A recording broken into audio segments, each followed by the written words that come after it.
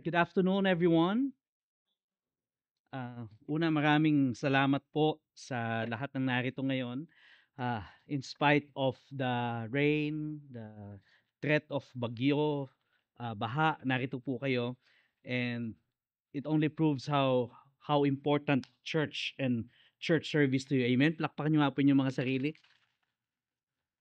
Doon po sa mga nanonood or nakikinig online ay ang panalangin ko po ay mangusap pa rin po ang Panginoon sa inyo kahit bagamat iba ho talaga yung experience, no, sa yung face to face, but I still believe that God can speak to you kahit po kayo po yung nanonood online.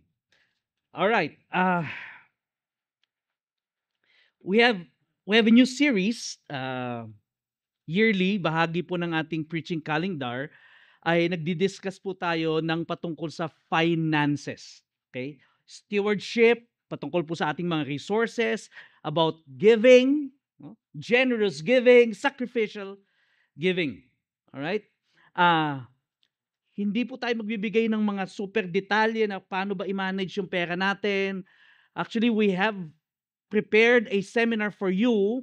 Ito po ay uh, ikakandak ni Mr. Randall Chongson.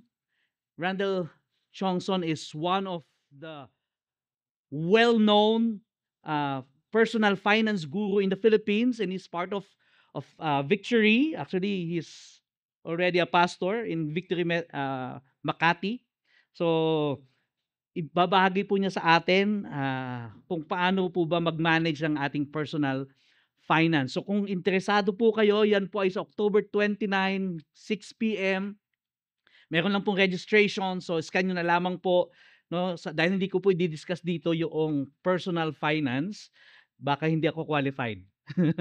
Mas qualified po siya dahil sa kanyang napakalawak na experience. Anyway, alam niyo po ba na si Jesus, in fact, the whole Bible says more about money and resources than hell? Mas maraming sinabi ang Biblia patungkol sa pera kaysa sa impyerno. No? Tama po yun. And you may be asking, why? Okay? Pastor, bakit ganun? Mas marami binanggit si Jesus na sa pera kaysa sa hell. Wala po akong definitive answer na ipapakita po sa inyo sa Biblia, pero ito po yung aking nasa isip. Here's my thought. Kaya po mas maraming sinabi si Jesus, ang Biblia, patungkol sa pera kaysa sa impyerno because money has the power to bring us to hell. Money has the power to bring us to hell. Sabi nila, ang tao daw po, pag nagkakapera, nagbabago ang ugali. Do you agree? Si Dave Ramsey po, isang personal finance expert and author sa Amerika, ito po ang sinabi niya. Money magnifies whatever and whoever it touches. Wealth exposes people for who they really are. Okay? Meaning to say, kung ano ka talaga, makikita lang kapag ka nagkapera ka. Hindi binabago ng pera ang pagkatao mo. Mina-magnify lang niya. Whether good or bad, if you have temper, wealth will make you a raging lunatic.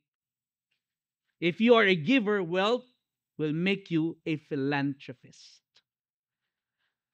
So hindi daw nababago ng pera yung pagkatao natin. Ini-expose lang, mina-magnify lang. Kung kuripot ka noon, pag nagkapera ka, mas lalo ka magiging kuripot. Kung madamot ka noon, mas lalo ka magiging madamot. Kung mapagbigay ka noon, mas lalo ka magiging mapagbigay. Because money magnifies our true character. So Jesus wants us to learn paano ba i-handle yung ating mga kaperahan, yung ating mga resources, or otherwise, it will handle us. Okay? If we do not have the right character, pag mali po yung perspective natin about money, it will eventually expose us kapag nagkapera na tayo. Amen? Sino po dito gusto magkaroon ng pera?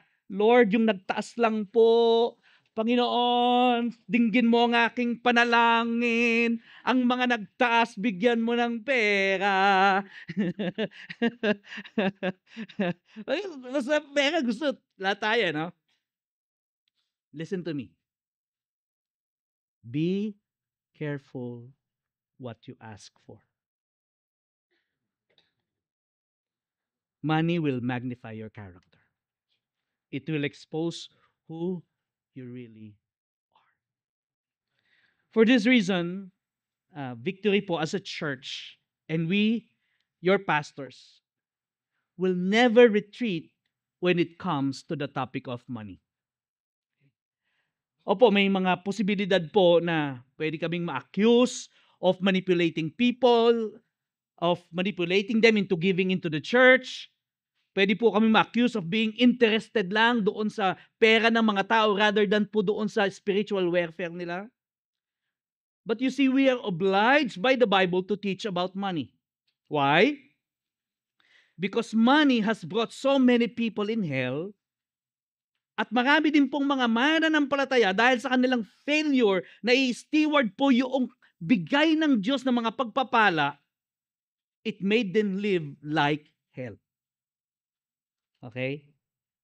That's why we are preaching finance series year after year after year after year after year for so many years.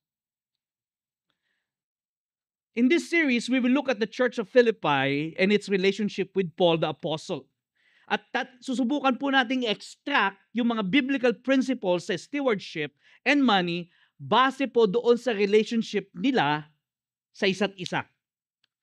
First, we need to understand, sino ba tong Philippian church na to? Saan ba to located? Sa Asia ba to? Malapit ba to sa China? No? Tagalog ba ang salita sa kanila?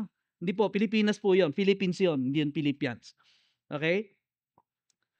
Hindi pa po ito text na babasahin ko, pero it gives us a wide understanding of the relationship between this Philippian church at saka po si Paul. Yung Philippian church po ay bahagi po siya ng mas malaking church na kung tawagin ay the Macedonian Church or Macedonian Churches. Para pong Victory Metro Manila. Ang Victory Metro Manila po ay isang church lang yan. Pero ang Victory Parañaque, bahagi po, isang congregation tayo, bahagi po tayo ng mas malaking church. So, yung Philippi, parang Victory Parañaque. Ang Church of Macedonia is Victory Metro Manila. Naniniwala po ang ilang mga scholars na si Paul po, nung nire-refer niya po yung Macedonian Church doon sa 2 Corinthians, ang tinutukoy daw po talaga niya ay ang Philippian Church. Okay? So tingnan natin 2 Corinthians chapter 8 verse 1 to 5 from the NIV version.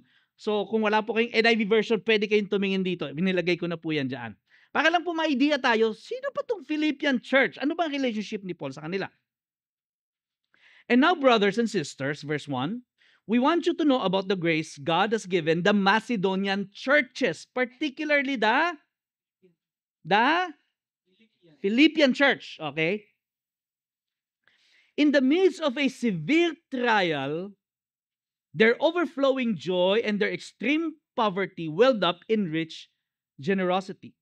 For I testify that they gave as much as they were able, and even beyond their ability, entirely on their own, they urgently pleaded with us.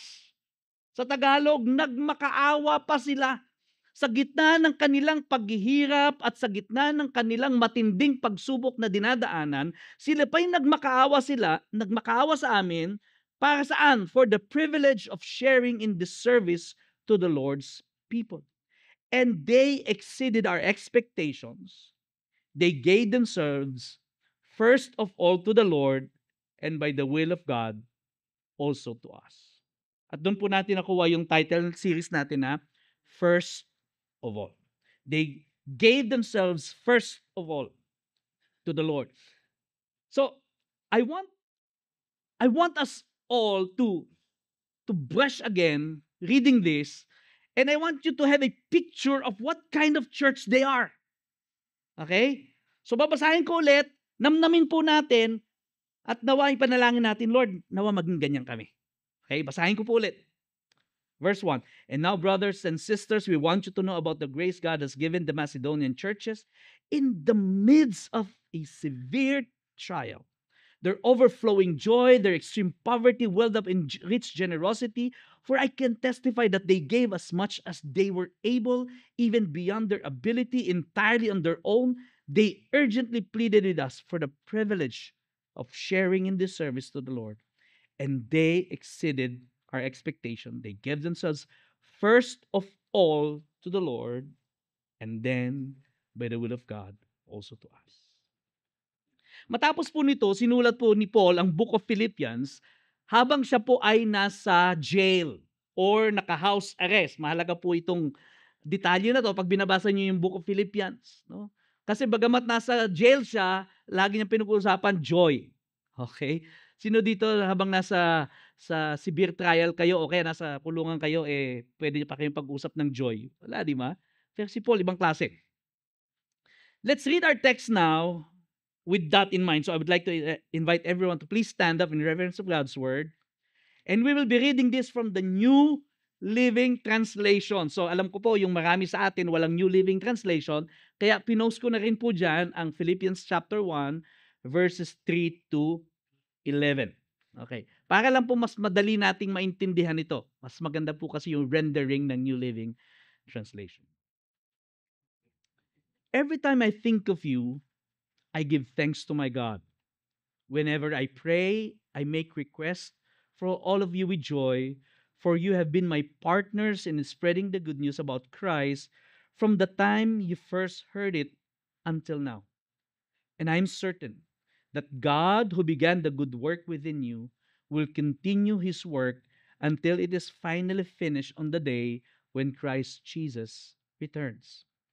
So it is right that I should feel as I do about all of you, for you have a special place in my heart. You share with me the special favor of God, both in my imprisonment and in defending and confirming the truth of good news.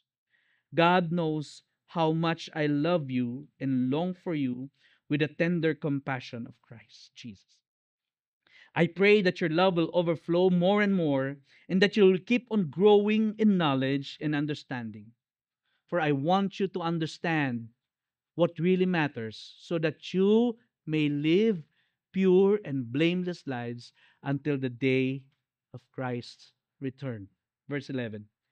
May you always be filled with the fruit of your salvation. And what is that?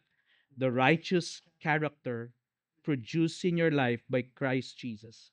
For this will bring much glory and praise to God. This is the word of the Lord. Please take your seats.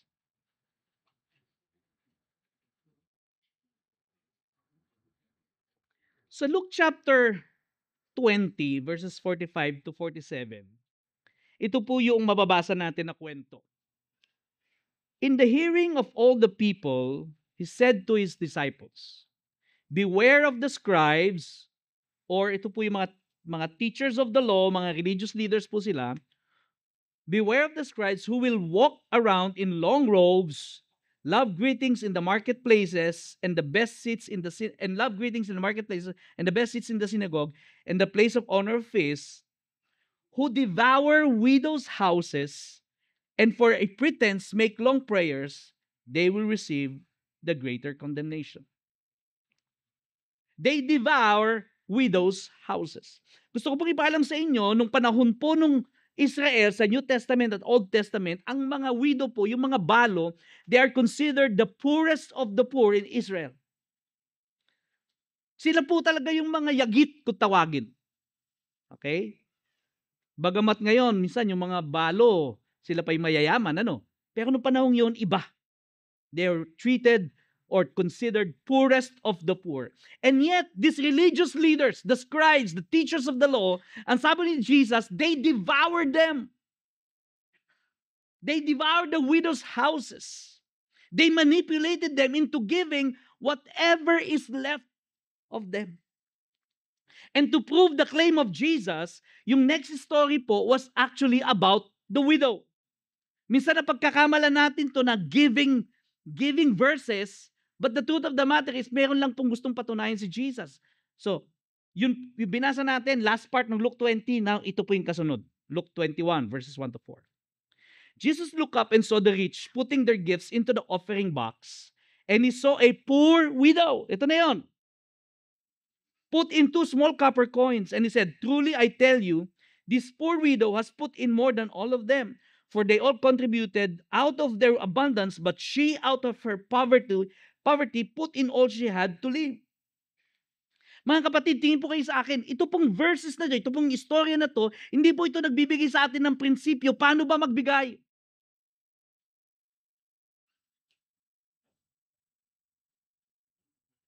Ulitin ko po, ang istorya pong ito, bagamat madalas ginagamit ito sa pagbibigay, hindi po ito nagtuturo patungkol sa pagbibigay. Okay?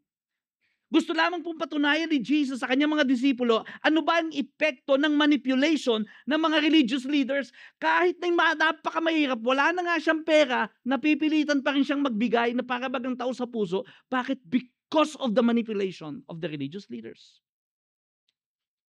They should have taken care of the widows. They should have provided help for her. Dapat sila'y tumutulong sa kanya. And that is the mandate of the Old Testament. And yet, because of their manipulation, ito pong kaawa-awang widow na to, nagbigay pa rin kung ano man yung natitira sa kanya. Kasi kung susundin po natin ito as principle of giving, dapat ibig sabihin nun, lahat ibigay natin, walang matitira. Gusto niyo po bang mag-exhort ako sa inyo patungkol dito? Mga kapatid, sinasabi po ng Biblia, katulad po ng poor widow na ito, ibinigay niya ang lahat, kaya lahat ng pera niyo sa wallet, ibigay niyo na. Ibigay mo na. Gusto niyo ba yon? No! At hindi po yun yung tinuturo ng Biblia. Are you with me? But listen, si Jesus po, He never stormed the temple and shouted, "Hey, stop giving!" Itong mga religious leaders, corrupt ito, wag na kayo magbigay sa templo. Hindi po. Okay? Hindi po niya ginawa yun. Bakit? Kasi alam ni Jesus na dapat magbigay sila. Okay?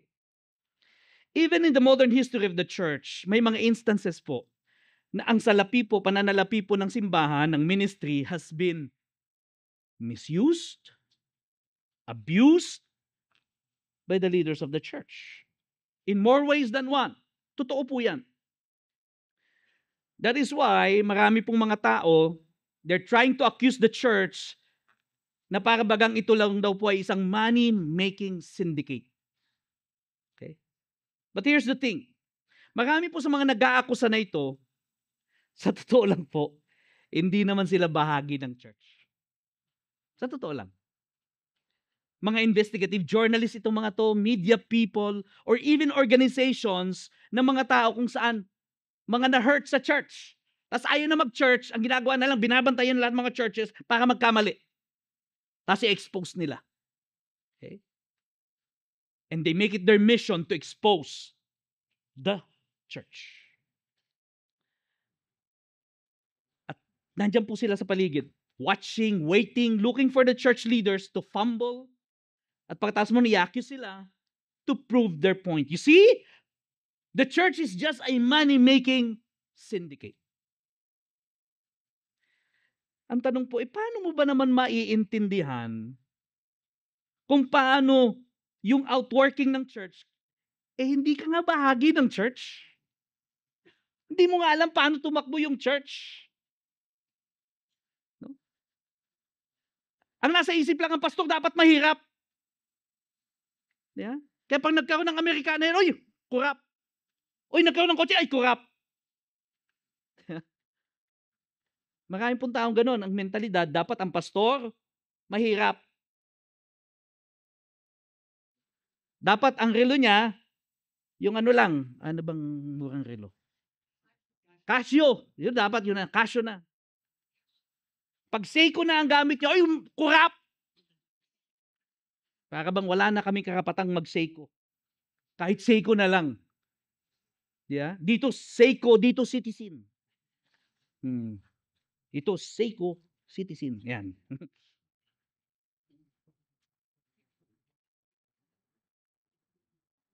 Nonetheless, alam niyo po, dito sa Victory, No, just para alam nyo lang din po kung paano natin ginagawa at ginagamit ang ating finances. Truth is, we've installed stringent checks and balances po sa ating finances. Marami po tayong mga protocols, policies, para po pag mayroong mali, o kaya man po mayroong attempt against God's money, we could easily flag it. Okay?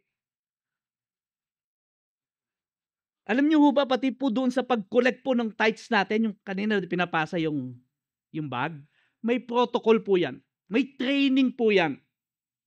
Okay? Kaya halimbawa lang, dahil sa tagal ng sulat ninyo, ayaw sumulat ng ballpen, tapos na yung collection, hindi nyo na ihabol. Gusto nyong ihabol, naitiklop na po yung bag.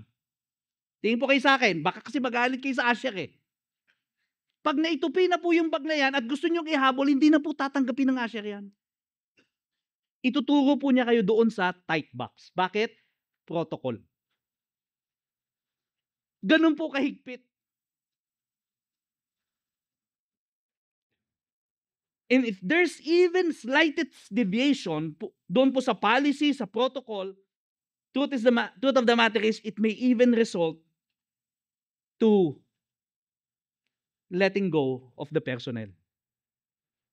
Napakahigpit po. Kaya ako po, personally, takot akong mawak ng pera ng church. Pag pinawak ko ng pera, hanggat kaya kong ma-dispose dispose ko na kagad. Kasi po, ang takot ko, weakness ko po kasi to, yung napapagmekos-mekos ko yung pera. Pag may pera ako, may pera yung para sa misis ko, may pera ganun. Tapos binigay sa akin lahat. Pag tinanong ko, nasa naku po. Gulong-gulo na yung utak ko, stress na ako. Na pag may mekos-mekos ko. Kaya pagdating may pera ang church, pinaksa, ay, hanggat kaya ko, dispose kagad. Alright? Kasi po mahigpit tayo as a church. Now, let's go to the Philippian church. Ang binasa po natin doon sa Corinthians, sinasabi that they were experiencing severe trial of affliction kapag binasa niyo po yan sa ESV. Okay? Grabe, no? Triple whammy po ang tawag dyan. Severe trial of affliction. Sino dito gusto nyo severe? Trial lang. Wala. O affliction lang. Wala, kahit isa, ayaw natin dyan eh. Pero sila triple whammy, severe trial of affliction. The Bible also tells us that they were in an extreme poverty. So hindi lang triple whammy, quadruple whammy. Severe trial of affliction and extreme dapat nga yun. Quintuple, no? Hindi quadruple.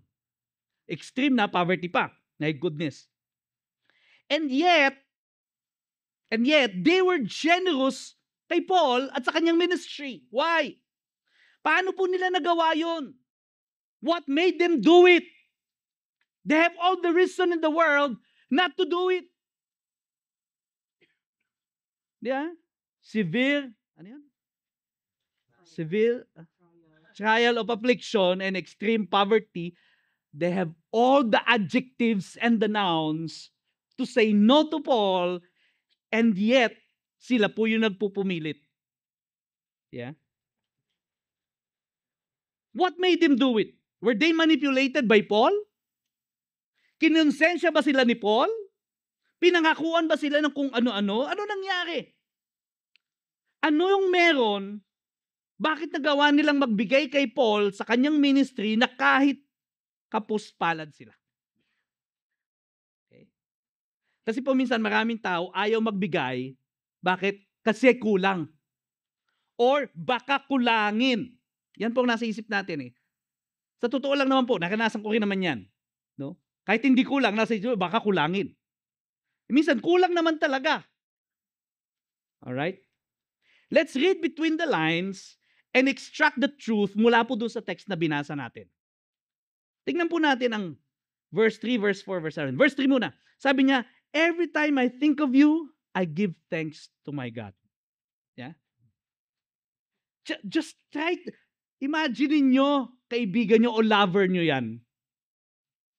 Yeah, parang, every time I think of you, alam mo, kada may isip kita, kada sumasagi ka sa isipan ko, di ko magawang limutin ka. Di ko magawang hindi magpasalamat sa Diyos. Verse 4, sabi niya, I make my request for all of you with joy. Sabi niya, tuwing mananalangin ako, lagi akong nananalangin ng may kagalakan. Nakangiti ako habang, Lord. Verse 7, so it is right that I should feel as I do about all of you, for you have a special place in my heart. Mga kabataan, wag niyong gagamitin ito sa panliligaw, ha? Baka magko-quote kayo, tapos bibigay niyo sa mga gusto niyong ligawan. Hindi ito para sa panliligaw. No, wag kayong gumaya sa akin. Ginawa ko rin dati yan. Anyway, verse 8, sabi niya, God knows how much I love, eto na, how much I love you and long for you with the tender compassion of Christ Jesus. These are emotion-filled statements, very personal mga kapatid, and very moving. At sinasabi po nito na si Paul po at yung Philippian church, meron po sila, they were relationally invested to each other. Paul and the Philippian people, Philippian church, they were relationally invested to each other.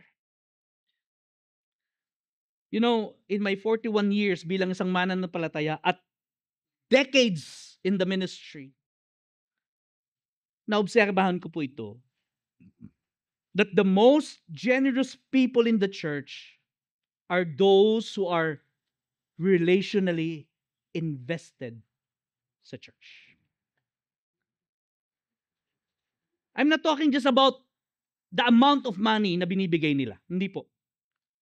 Marami po sa kanila, katulad din ng Philippian church, financially challenged.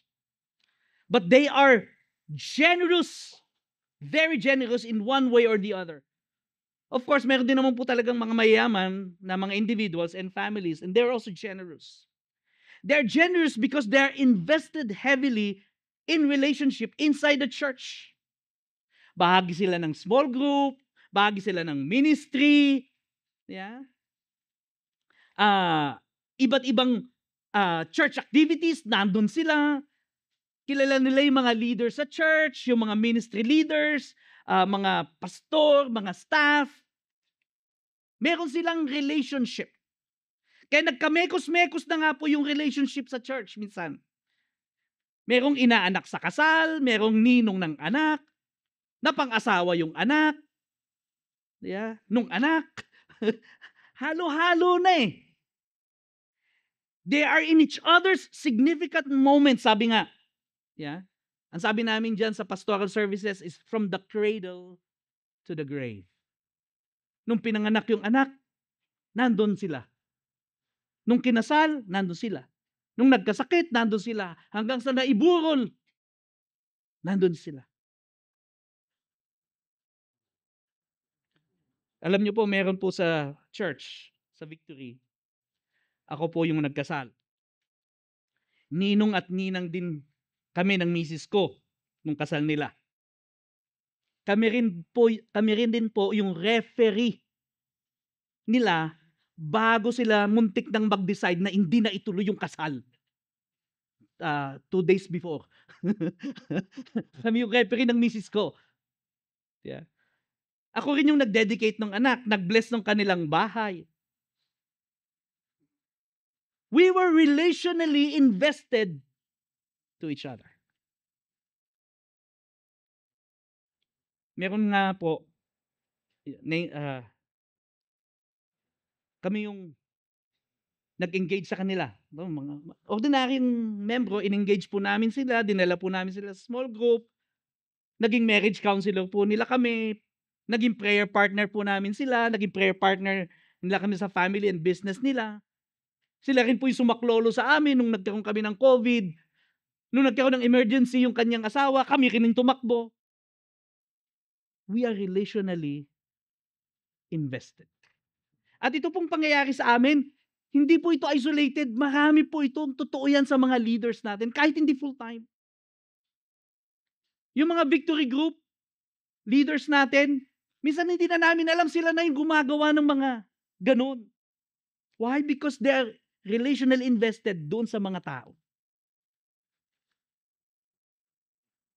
And these types of people are those who I see as very generous sa church.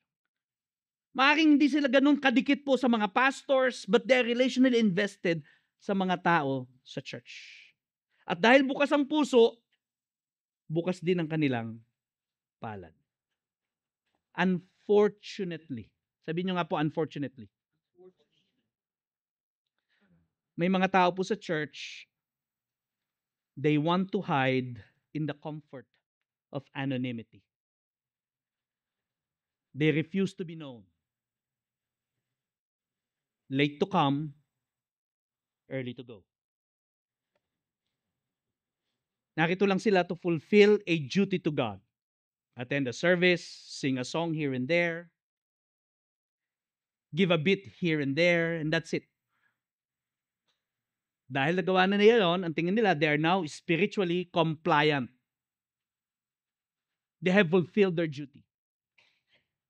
And because they are not relationally invested sa church, I truly doubt that they will be generously invested in the ministry of the church, in the ministry of the Lord. I hope none of you is like that. Hiding in the shadow, in the comfort of anonymity. Yung ayaw mong makilala ka, gusto mo ikaw lang mag-isa. Maaaring nasaktan ka sa church at sinabi mo, never again. And so you want to live your Christian life alone. Kahit nasa kalagitnaan ka ng 500 kataong nakaupo sa church. And yet, people doesn't know you and you don't know anybody. You are not relationally invested and you refuse to be relationally invested. Amen? Next verses. Verse 5. For you have been my partners in spreading the good news about Christ from the time you first heard it until now. Verse 7. You share with me the special favor of God, both in my imprisonment and in defending and confirming the truth of the good news. Ito pong Philippian church, hindi lamang po sila relationally invested kay Paul, they were also missionally invested kay Paul. Sabi niya, partners ko kayo in spreading the gospel. We share the special favor. Kahit nung nakakulong ako, no? Habang dinidepensahan ko ang gospel, nandun kayo. In their poverty, nakuha pa nilang maging partner kay Paul in spreading the gospel. Nung nalilimitahan po si Paul sa pagkilos dahil siya po'y nasa kulungan o naka-house arrest, ano ginawa nila? Pinadala po nila yung kanilang isang leader, si Epaphroditus, para po tulungan si Paul sa kanyang mga pangangailangan. Pinaglingkuran niya si Paul in behalf of the Philippian church. So they were relationally invested and missionally invested. Paul, kung anong ginagawa mo, tulungan ka namin. Ano ba yung pwede naming maitulong? Sabi ni Epaphroditus, wala akong pera pero pwede kitang ipagluto. Wala akong pera pero yung mga kailangan mo, may kung bang kailangan ipadalang sulat, gagawin ko. Para lang matulungan kita ma-preach yung gospel. You were there defending for me, confirming. These are words of being invested missionally. And so they were relationally invested, missionally invested, and finally, they were financially invested. Doon po sa 2 Corinthians chapter 11, verse 8 and 9, medyo mabibigat po itong words na babanggitin ni Paul. Sabi niya, I rob other churches by accepting support from them in order to serve you. Talking about the Macedonian church, the Philippian church. And when I was with you and was in need, I did not burden anyone, for the brothers who came from Macedonia supplied my need. And so I refrain and will refrain from burdening you in any way. Kasi po yung Corinthian church, medyo inuusig si Paul, pinagbibintangan si Paul. Kung ano-ano sabi niya, para hindi niyo ako mapagbintangan, hindi ako tumanggap ng kahit anong sweldo mula sa inyo. Sabi niya, nirab ko yung Philippian church, yung Macedonian church, sila yung nagpasweldo sa akin, sila yung sumuporta sa akin, para hindi nyo lang ako mapagbintangan, nang sa ganun makapag-preach ako ng mabuti sa inyo. The Philippian church were financially invested kay Paul. Paul, kung mapagbibintangan ka rin lang dahil kumukuha ka ng sweldo, huwag ka nang kumuha ng sweldo dyan, kami na lang, kahit maliit lang may bigay namin, please tanggapin mo yung sweldo, yung may bibigay namin na support. They're willing. At kahit hindi po sila direct beneficiary nun, imaginein mo, nagpipreach sa Corinth, pero nagsusupport Philippians. Yeah. Dapat sila nga ang mag-support kay Paul dahil sila ay nakikinabang spiritually. Ano sabi ni Jesus? Do not muzzle the ox while it is treading the grain.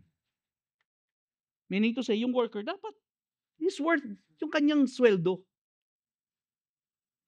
Pero si Paul sabi niya, hindi ko kayo bibigyan ng dahilan para pigilan ako. Why? Because there's Philippian church supporting him, financially invested sa kanya. Philippians chapter 4 verse 15 to 19. And you Philippians yourselves know that in the beginning of the gospel, when I left Macedonia, no church entered into partnership with me. Grabe naman ito. Walang iba mang simbahan na nakipag-partner sa akin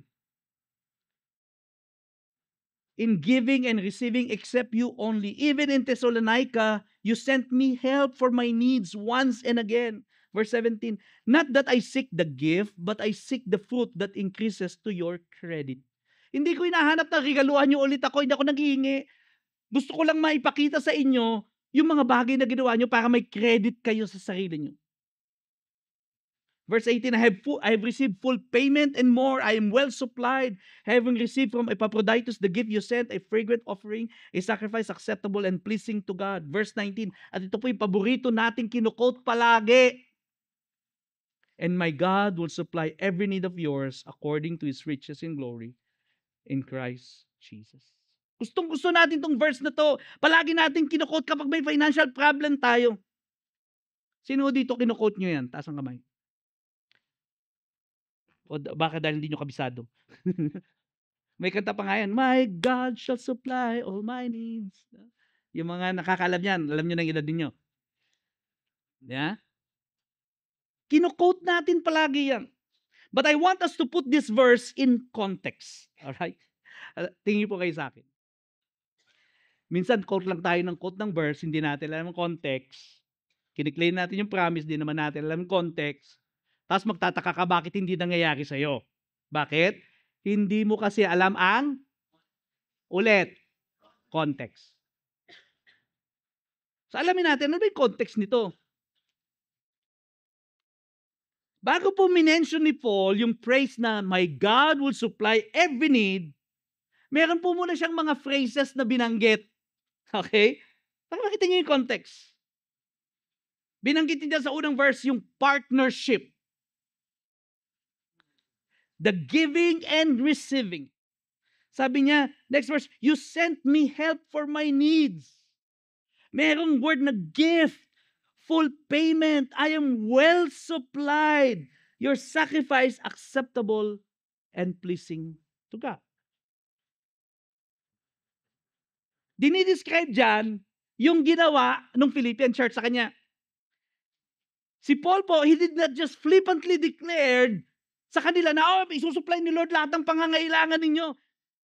What he did was he predicated it by mentioning their acts of generosity. Sabi niya, sinuplayan niyo ako, binigyan niyo ako, niregaluhan niyo ako, etc., etc., etc. He predicated it with their acts of generosity. And then, dineclare niya, my God will be generous to you as well. And you can never outgive the generosity of my God. Gusto niyo po bang maging totoo sa inyo ang Philippians 4:19? Sagutin niyo po ako. Lord, narinig mo yung mga sumagot. Ulitin ko ang tanong. Gusto niyo po bang maging totoo ang Philippians 4:19 sa inyo? And my God shall supply all your needs according not to the economy of the world, but according to the riches of God in Christ Jesus. Do you want to always readily claim itong pangakong ito sa buhay ninyo? Our lives then must be predicated with acts of generosity. Hindi po pwede na saksak ang panungkipo. Niknikan ka ng damot. Tapos mananalangin ka sa Panginoon, sabi mong, Lord, I quote this verse, your promise, my God shall supply all your needs. I claim it for myself in Jesus' name. Amen. Samantalang, niknikan ka ng damot. Hindi po pwede, kapatid. Wala sa context mo eh. I want you to know that this verse was only quoted by Paul sa Philippians, not even in the Corinthians, not even in Thessalonians. Why? Because it is only the Philippian church who has this such generosity that even in their extreme poverty, they're still willing to participate in the privilege of giving. My God, shall supply. Oh my Jesus. You have to predicate it first with your generosity.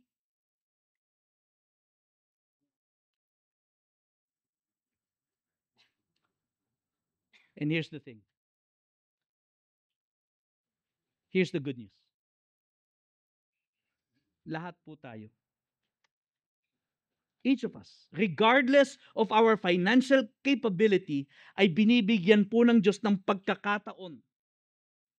This God of creation is giving us the chance to participate in kingdom advancement. Lahat po tayo.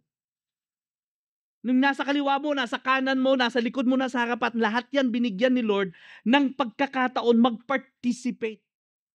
Mayaman, mahirap, may ngipin na wala. Now, kailangan ba ng Diyos yung pera natin? Is He in need of people's resources? Kinakapos na ba si Lord? The answer is obvious. But the implication is not for some people. So let me spell it out clearly. Makinig kayo.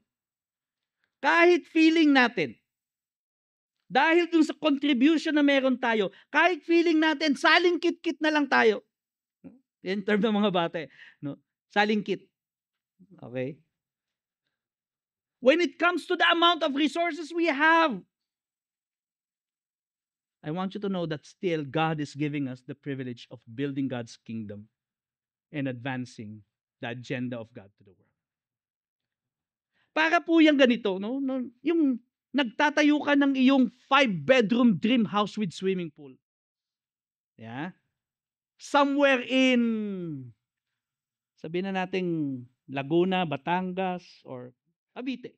Sabihin na natin. So nagtatayo ka, tapos lumapit yung anak mo, dala-dala yung kanyang alkansya, piggy bank.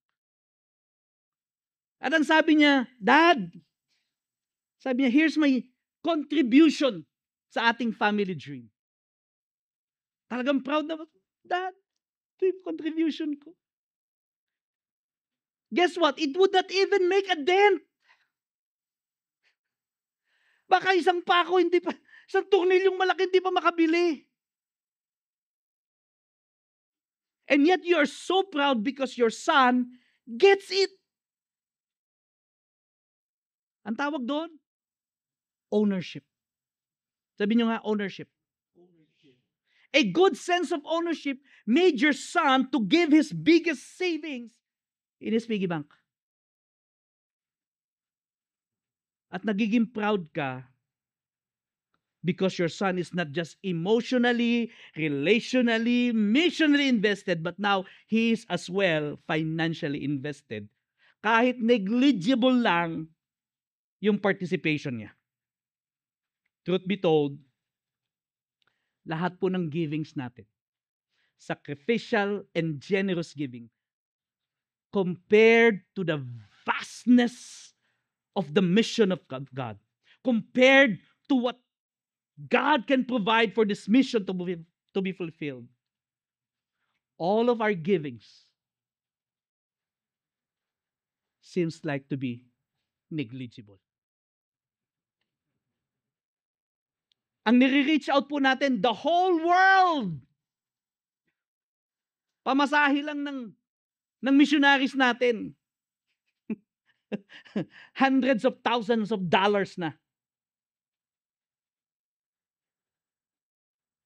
And yet God is giving us the privilege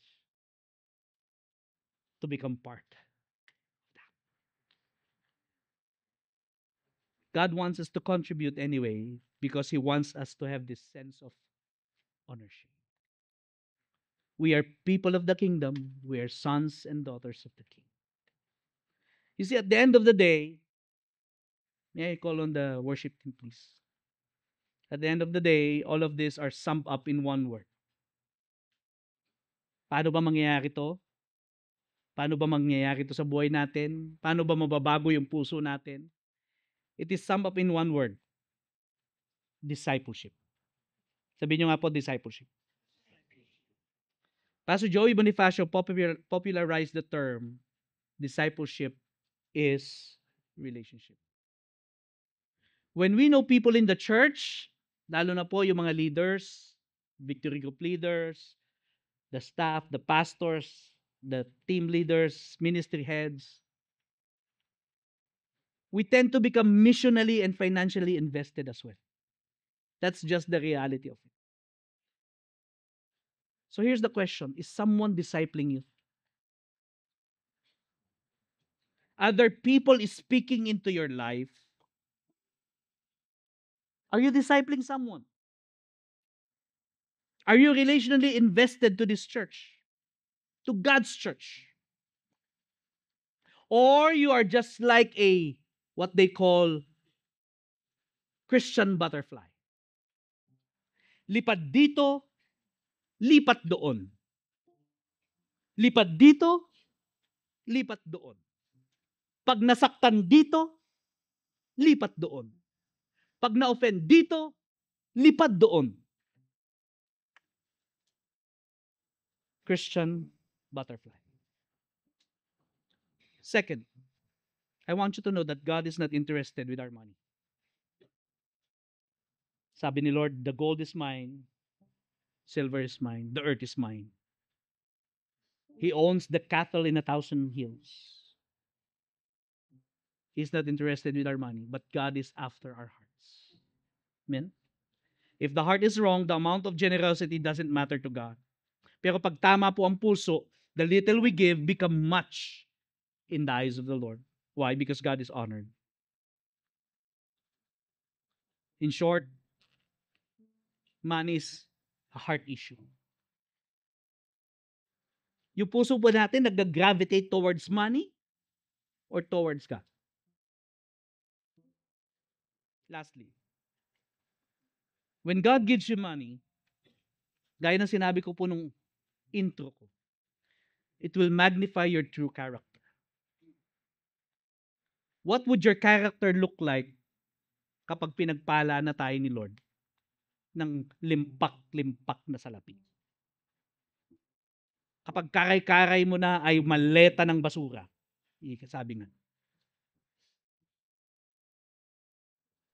If we desire to have a good reflection, ngayon pa lang, mga kapatid, ipaayos na natin kay God yung puso at yung character natin. Kung madamot at kuripot tayo, let us ask God for help to change us. Lord, baguhin mo nga po yung puso ko. Lord, pwede ho bang medyo pabukahin mo lang ng konti yung mga kamay ko? Laging nakatikom eh. Hindi nga lang nakatikom, nakasuksok pa doon sa bulsa. Pwede po bang ilabas mo sandali at ibuka mo ng konti? Lord, tulungan mo po ako. At ito po yung tip ko sa inyo, last tip. If you want to overcome yung pagiging kuripot at madamot, ako po, Ilocano ako. So alam ng misis ko, kuripot ako. Genuine Ilocano.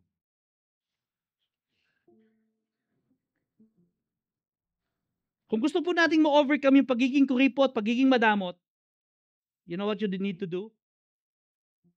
Read my lips. Start giving. Start giving.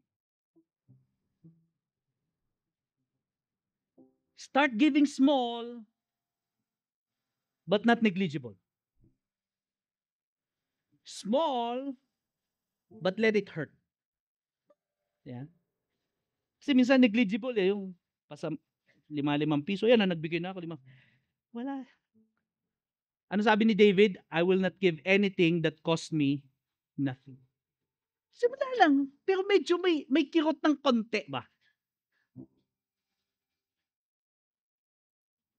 Kapag sinasabi ni Rojas sa'yo, hindi, wag mo akong ibigay dyan, akin ka at ako lang sa'yo. Sabi mo kay Rojas, hindi. Hindi mo ko pwedeng diktahan. Ako magdidikta kung saan kita dadalin.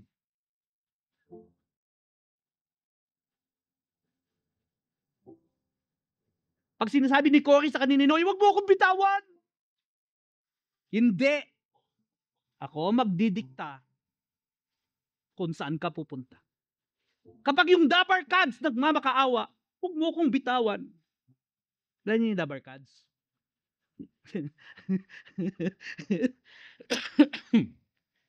Huwag mo akong bitawan.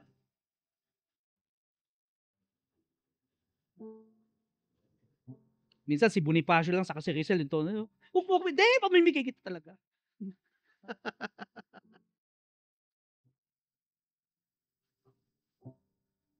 Let it hurt. Small but consistent until generosity is formed in us.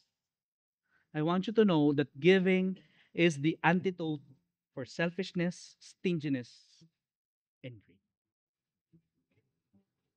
But most of all, just like what our title says, first of all, they gave themselves to the Lord.